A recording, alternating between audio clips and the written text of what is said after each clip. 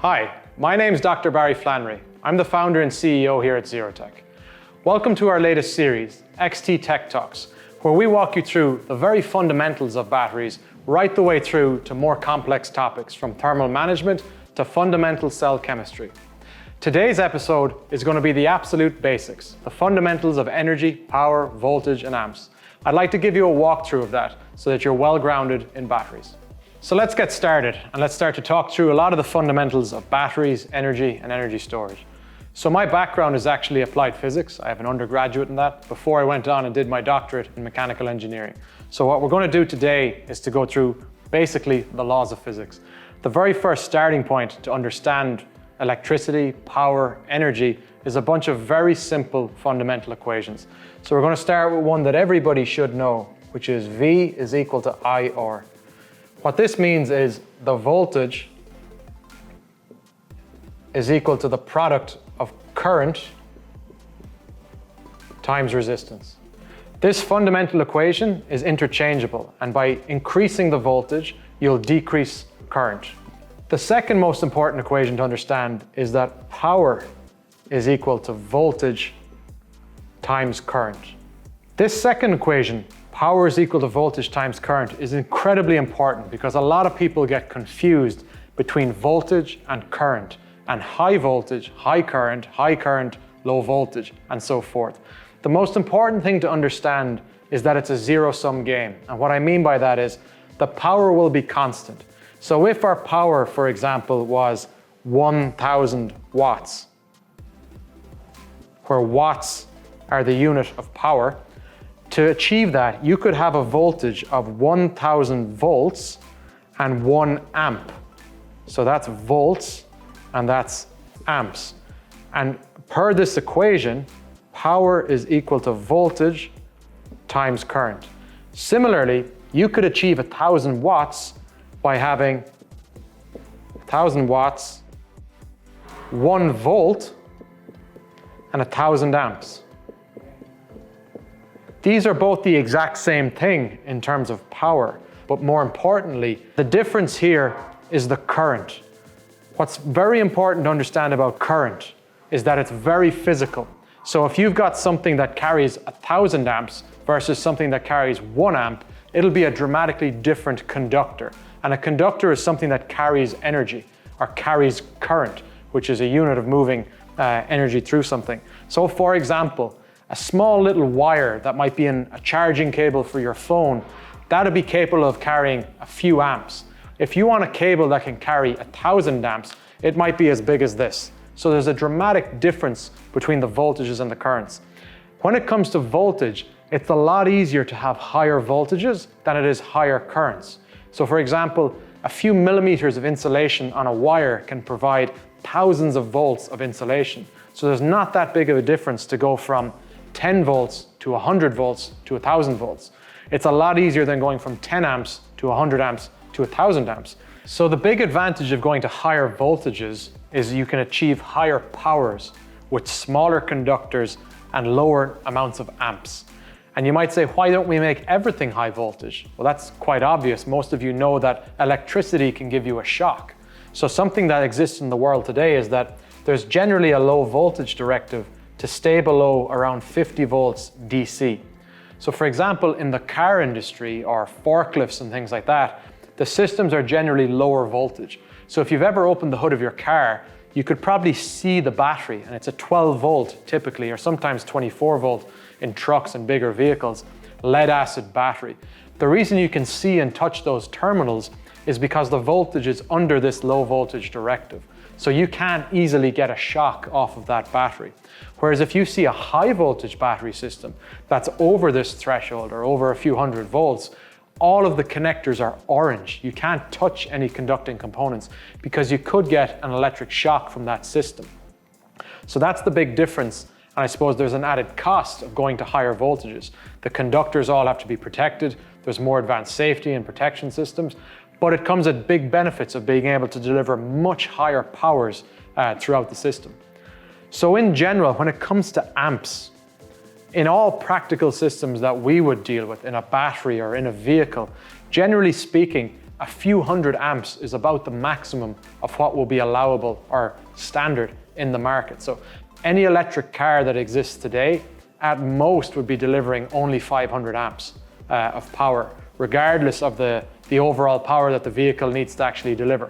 So if you take that 500 amps current limit, and if you have a car that needs to deliver, say, 300 kilowatts, 300 kilowatts, kilo is 1,000, is 300,000 watts.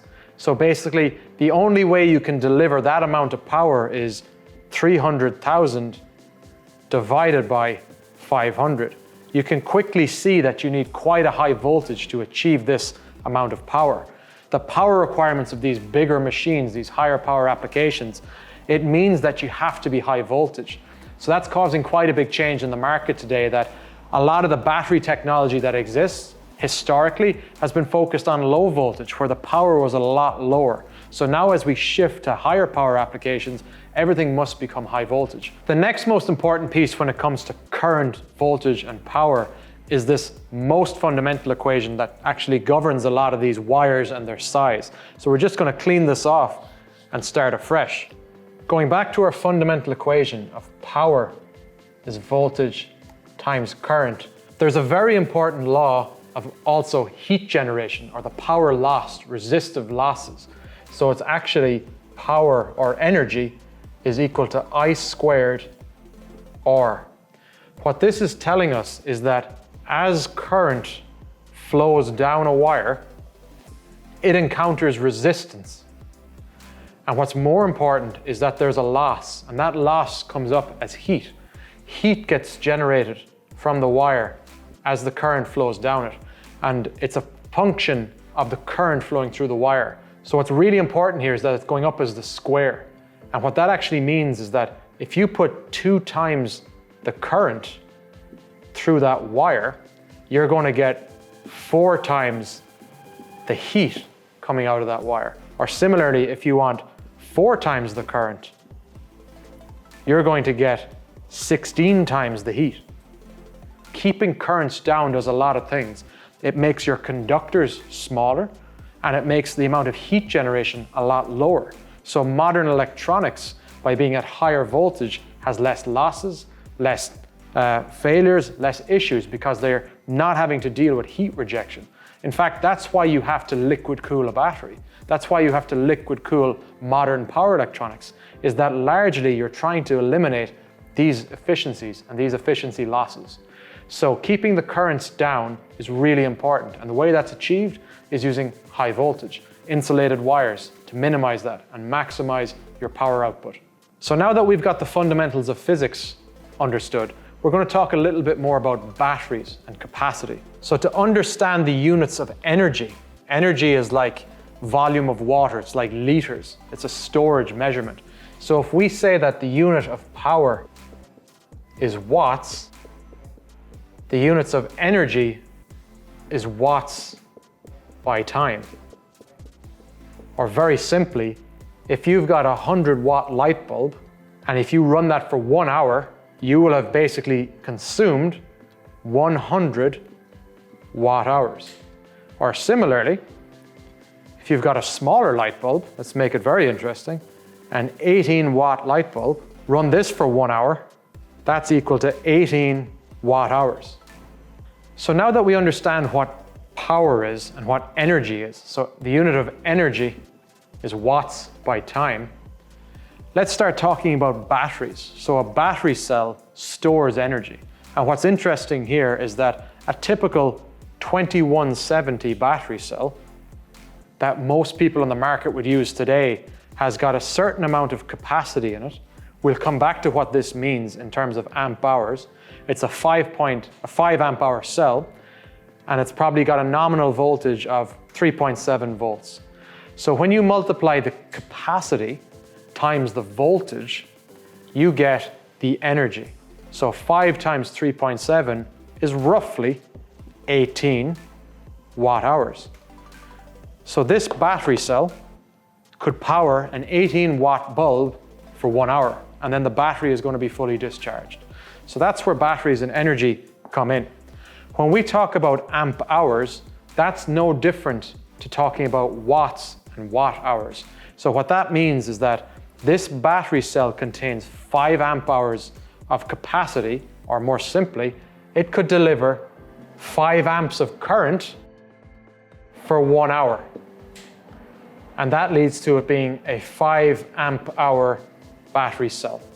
So we're just going to clear off again and just get back to some more fundamentals. So now we're talking about energy and capacity. So energy is watt hours, capacity is amp hours. Now, the one thing to be careful of when thinking about batteries, and why it's always important to think in terms of energy, is the overall amount of energy in the system is the product of capacity times the voltage. It's very similar to our first equation of power equals voltage by current. Energy is equal to voltage times the amp hours, basically. So the reason this matters is that if you've got a battery that's got 5 amp hours in it, it doesn't tell you how much energy is in that system because you need to know the voltage. So every battery cell, a fundamental thing about lithium-ion batteries is that they're usually all the same voltage, typically. It comes from the chemistry. So the nominal voltage of a battery is usually around 3.6 or 3.7 volts, roughly speaking. And the battery will have a discharge curve that goes from 2.5 volts to 4.2 volts. That's the complete operating range. But its capacity will be fixed, it'll be constant, that within that range, it will have a total capacity of 5 amp hours. And then to understand the total amount of energy, it's just multiplying both of these numbers by each other. So as we said, when you multiply 3.7 volts times 5 amp hours, that equals 18 watt hours. So a 5 amp hour cell is around the best in class on the market today for energy storage in a battery cell. It's around the highest energy density. The next generation battery cells are up on around 5.3, 5.5, even as high as 6 amp hours. So roughly speaking, for a 2170, you've got about 16 to 25 watt hours of energy in one battery cell. So while we're talking about the amp hours, the capacity, it's worth talking about something you might hear in the battery industry called a C rate. The C rate is a quick term to understand the discharge capacity of a battery. So we're going to just have to clear off our table again here to go through this. We're back to our battery again. This is our 5 amp hour battery cell.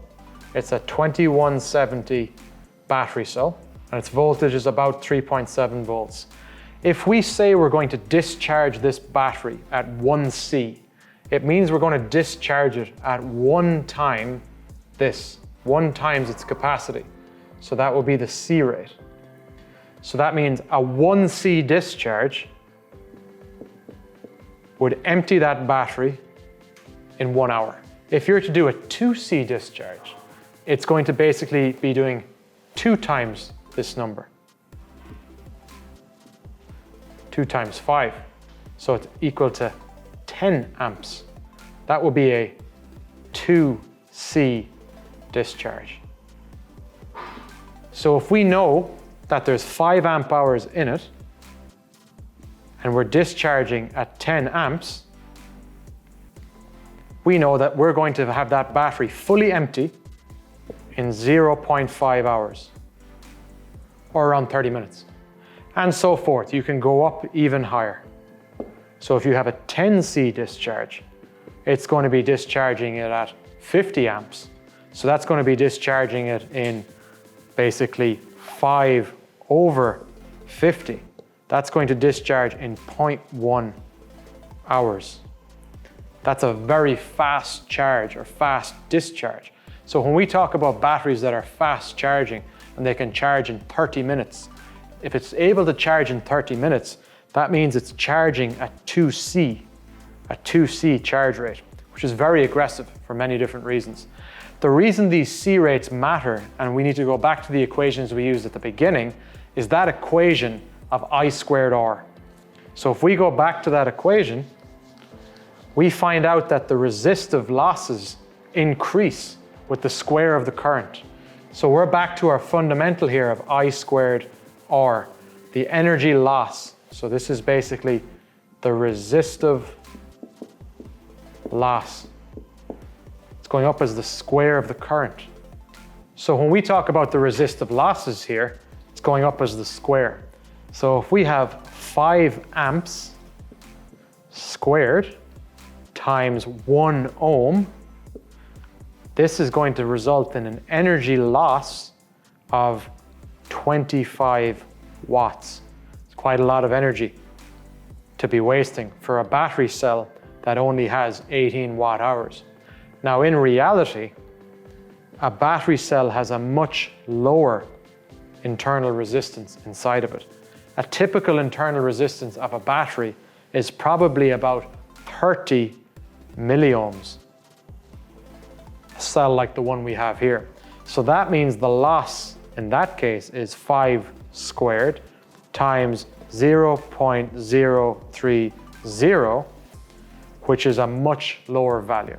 So when you take 5 squared times 0.030, that equals to about 0.75 watts of loss, heat loss in this battery cell when you discharge at 1C. So that 1C would be quite aggressive. You're using up the battery in 1 hour. It'd be like driving an electric car and being out of battery after that hour, or a vehicle. So that's quite an aggressive rate. But what's important to understand is that it goes up with the square of the current. So let's say we wanted to do a 10C discharge. Not only would the battery be empty in 0.1 hours, so very, very aggressively emptying, the amount of heat generation will be equal to not 5 amps squared, but 50 amps squared, which is a much, much bigger number. So the 50 amps squared times that resistance will be equal to nearly 76 watts of heat loss generation, a huge amount of heat loss. And this is very important when it comes to battery packs because twofold. Batteries generate heat when they're being charged and when they're being discharged, largely because of this reason. There are some other things that contribute to the amount of heat generation in the battery that are not just simple resistive heating, electrochemical things, but this is the dominant source of heat.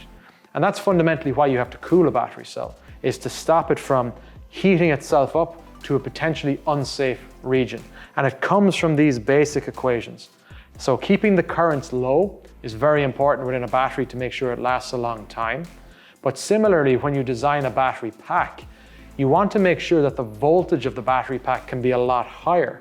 So all of your conductors in the battery are not generating lots of heat because of this square of current. So the next thing we're going to talk about is what batteries are for, or what energy sources are for. Generally speaking, an energy source is to power a load or do some form of useful work. So we're going to clean our slate off again.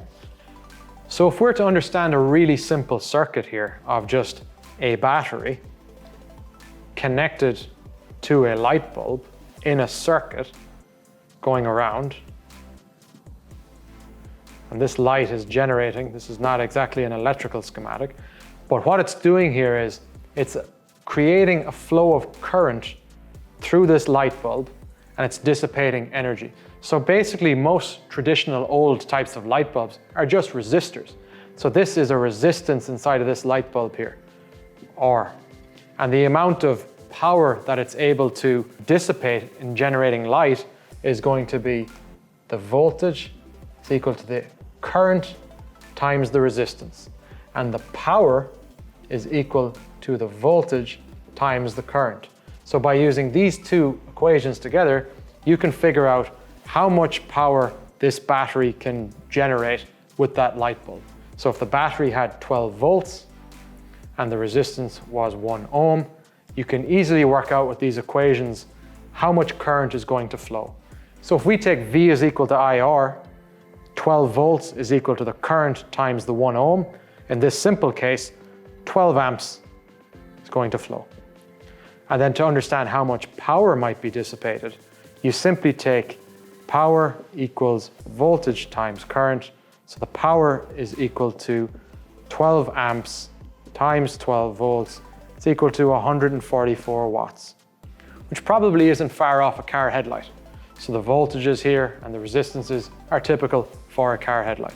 What's interesting to look at is for that same light bulb, 12 amps is quite a bit of current. It would need a reasonably thick wire to deliver that. If the voltage were to be doubled, you'd be able to deliver the same amount of power with half the current. So let's just understand the difference between AC power, the things that we all have in our homes, and DC power, the thing that comes out of battery packs. So when we talk about AC, we're talking about alternating current. When we talk about DC, we're talking about direct current. And what that means is that if we are to take an axis of how that current flows between going positive and negative, alternating current, if this is 0 volts, because it's voltage that drives current, and the peak of typically in Europe here, it's typically about 230 volts AC. That means that it's alternating from plus 230 volts AC negatively down, up and down in a sinusoidal fashion like this. And the current that flows will follow this sinusoidal wave.